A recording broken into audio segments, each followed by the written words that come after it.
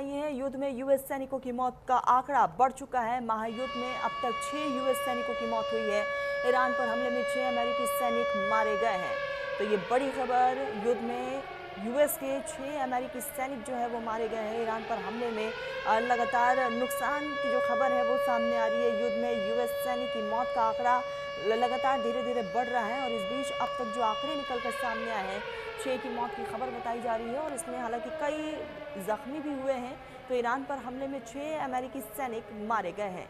तो इस वक्त ये बड़ी खबर, युद्ध में यूएस सैनिकों की मौत का आंकड़ा बढ़ रहा है। आंकड़ों में लगातार बढ़ोतरी हो रही है, इजाफा देखने को मिल रहा है। तो युद्ध में यूएस सैनिकों की मौत के आंकड़े में बढ़ोतरी और लगातार एक तरफ अमेरिका की तरफ से बार बार ईरान पर अटैक किया जा रहा है, तो ईरान भी पीछे हटने को तैयार नहीं।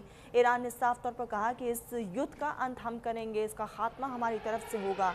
और इसीलिए चुन चुन कर कई ऐसे इलाके हैं अमेरिका के और जहां पर ईरान की तरफ से टारगेट किया गया है और इस टारगेट सेट में अब तक कई ज़्यादा नुकसान की खबरें सामने आई हैं, चाहे वो ईरान की बात हो, अमेरिका की बात हो या फिर इजराइल की बात हो, क्योंकि अमेरिका के कई दूतावासों को निशाना ईरान की तरफ से बनाया गया।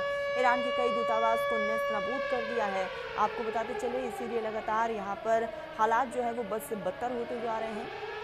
और ये तमाम तस्वीरें, चाहे वो तेहरान हो, इजराइल का तेल अवीव हो, तमाम वो इलाके हैं जहां पर पहले से अलर्ट जारी किया गया। हालांकि तीनों मुल्कों में एयरबेस को अगले आदेश तक के लिए बंद कर दिया गया है, इमरजेंसी घोषित कर दी गई है।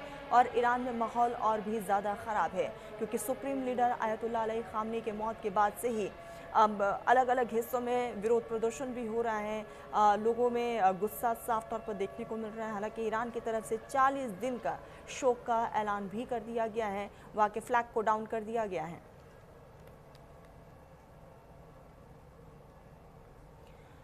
इसी बीच एक और बड़ी खबर सामने आ रही है। US Iran